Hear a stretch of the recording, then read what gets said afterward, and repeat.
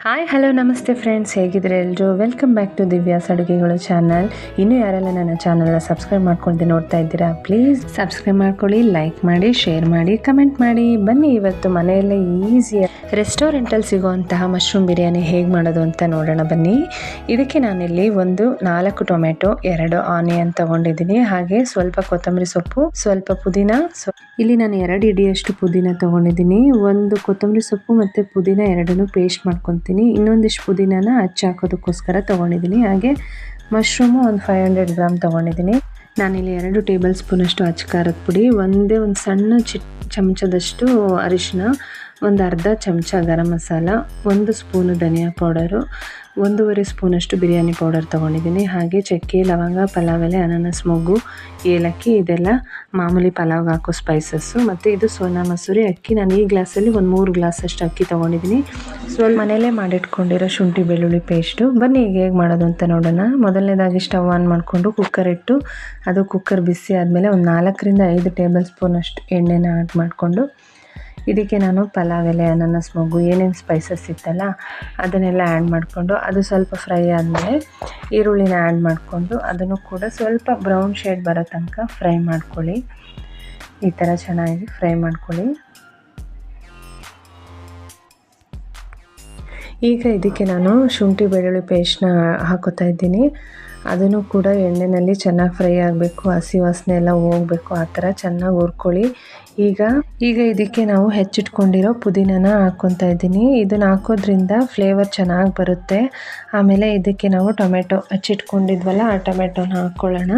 ಅದನ್ನು ಕೂಡ ಎಣ್ಣೆಯಲ್ಲಿ ಚೆನ್ನಾಗಿ ಫ್ರೈ ಮಾಡ್ಕೊಳ್ಳಿ. ಸ್ವಲ್ಪ ಉಪ್ಪನ್ನು ಸೇರಿಸ್ಬಿಟ್ಟು ಫ್ರೈ ಮಾಡ್ಕೊಳ್ಳಿ, ಬೇಗ ಟೊಮೆಟೊ ಫ್ರೈ ಆಗುತ್ತೆ.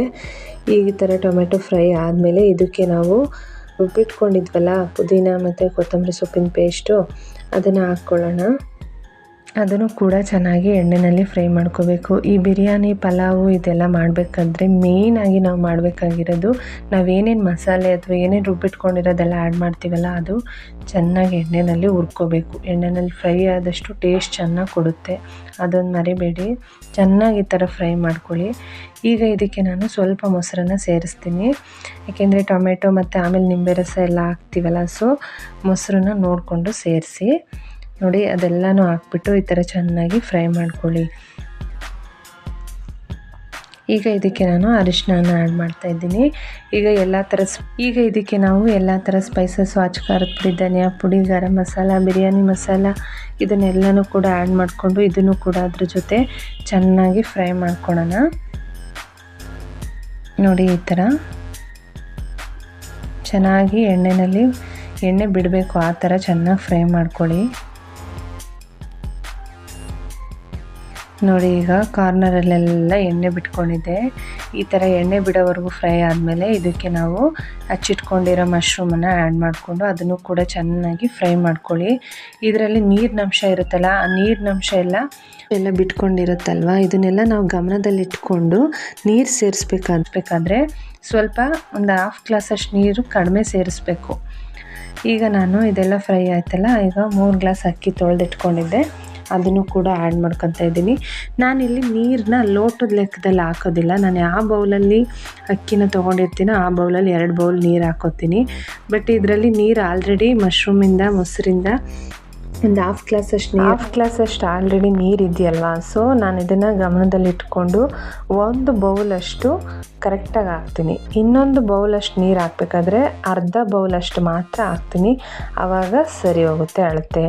ಆಲ್ರೆಡಿ ಅರ್ಧ ಬಟ್ಲಷ್ಟು ನೀರು ಅದರಲ್ಲೇ ಇತ್ತು, ಇನ್ನು ಅರ್ಧ ನೋಡಿ ತೋರಿಸ್ತಾ ಇದ್ದೀನಿ ನೋಡಿ, ಇನ್ನು ಅರ್ಧ ಗ್ಲಾಸಷ್ಟು ನಾವು ಆ್ಯಡ್ ಮಾಡಿಕೊಂಡ್ರೆ ಸಾಕು, ಕರೆಕ್ಟಾಗಿ ಆಗುತ್ತೆ. ರೈಸು ನುಣ್ಣಗೂ ಆಗೋಲ್ಲ, ನೋಡು ಜಾಸ್ತಿ ಹಾಕೋಕ್ಕಿನೂ ಆಗೋಲ್ಲ, ಕರೆಕ್ಟಾಗಿರುತ್ತೆ. ಬೇಕಾದ್ರೆ ನೋಡಿ ನೀವು. ಹೀಗೆ ರುಚಿಗೆ ತಕ್ಕಷ್ಟು ಉಪ್ಪನ್ನ ಆ್ಯಡ್ ಮಾಡಿಕೊಂಡು, ನಾನು ಸ್ವಲ್ಪ ಹಿಂಗೆ ತಿರುಗಿಸ್ಕೊಂಡು 1-2 ಸೆಕೆಂಡು ಆ ಉಪ್ಪು ಕರಗೋವರೆಗೂ ನಾನು ಹಾಗೆ ಬಿಡ್ತೀನಿ. ಕರಗಿದ ಮೇಲೆ ಅದನ್ನು ಒಂದು ಸ್ವಲ್ಪ ಟೇಸ್ಟ್ ನೋಡ್ತೀನಿ. ಈ ಟೈಮಲ್ಲೇ ನಿಮಗೆ ಉಪ್ಪು, ಹುಳಿ, ಖಾರ ಎಲ್ಲ ಗೊತ್ತಾಗೋದು. ಈ ಟೈಮಲ್ಲಿ ಟೇಸ್ಟ್ ನೋಡಿ, ಉಪ್ಪು ಅಥವಾ ಖಾರ ಏನಾದರೂ ಶಾರ್ಟೇಜ್ ಇದ್ದರೆ ಅದನ್ನು ಕೂಡ ನೀವು ಆ್ಯಡ್ ಮಾಡ್ಕೋಬೋದು. ನಾನು ಇದೇ ಥರನೇ ಮಾಡೋದು. ನೋಡಿ, ಟೇಸ್ಟ್ ನೋಡ್ತಾ ಇದ್ದೀನಿ, ನನಗೇನೋ ಉಪ್ಪು ಖಾರ ಎಲ್ಲ ಕರೆಕ್ಟಾಗಿದೆ ಅನ್ನಿಸ್ತು. ಈಗ ಇದಕ್ಕೆ ನಾನು ನಿಂಬೆ ರಸನ ಆ್ಯಡ್ ಮಾಡ್ತಾಯಿದ್ದೀನಿ. ನಿಂಬೆ ರಸ ಹಾಕೋದು ಏನಕ್ಕೆ ಅಂತಂದರೆ ಅನ್ನ ಉಡಿ ಉಡಿಯಾಗಿ ಬರಲಿ. ಈಗ ನೋಡಿ ನಾನು ಇದೆಲ್ಲ ಆ್ಯಡ್ ಮಾಡಿದ್ದಾಯಿತು. ಈಗ ಚೆನ್ನಾಗಿ ತಿರುಗಿಸ್ಕೊಂಡು ಲಿಡ್ನ ಕ್ಲೋಸ್ ಮಾಡ್ತೀನಿ. 2 ವಿಷಲ್ ಹೊಡೆಸ್ಕೊಳ್ಳಿ ಸಾಕಾಗುತ್ತೆ. ಕರೆಕ್ಟಾಗಿ ಆಗಿರುತ್ತೆ, ಉಡಿ ಚೆನ್ನಾಗಾಗಿರುತ್ತೆ. ನೋಡಿ ಈಗ ನಾನು 2 ವಿಷಲ್ ಹೊಡೆಸ್ಕೊಂಡು ಕುಕ್ಕರ್ ತಣ್ಣಗಾದ್ಮೇಲೆ ತೋರಿಸ್ತಾ ಇದ್ದೀನಿ. ನೋಡಿ ಎಷ್ಟು ಚೆನ್ನಾಗಾಗಿತ್ತು ಅಂತೇಳ್ಬಿಟ್ಟು. ಕರೆಕ್ಟಾಗಿತ್ತು ರೈಸು, ನುಣ್ಣಗೂ ಆಗಿರಲಿಲ್ಲ, ಅಕ್ಕಕ್ಕಿನೂ ಆಗಿರಲಿಲ್ಲ. ನೋಡಿ ಎಷ್ಟು ನಿಮಗೆ ತೋರಿಸ್ತಾ ಇದ್ದೀನಿ ನೋಡಿ ಎಷ್ಟು ಚೆನ್ನಾಗಾಗಿದೆ ಅಂತ. ಮಲ್ಲಿಗೆ ನೋಡಿ ಈಗ ಸರ್ವ್ ಮಾಡಿ ತೋರಿಸ್ತೀನಿ ನಿಮಗೆ ಎಷ್ಟು ಚೆನ್ನಾಗಾಗಿದೆ ಅಂತ. ನೀವು ಕೂಡ ಟ್ರೈ ಮಾಡಿ ಹೇಗಿತ್ತು ಅಂತ ಕಮೆಂಟ್ ಬಾಕ್ಸಲ್ಲಿ ತಿಳಿಸಿ. Thank you for watching.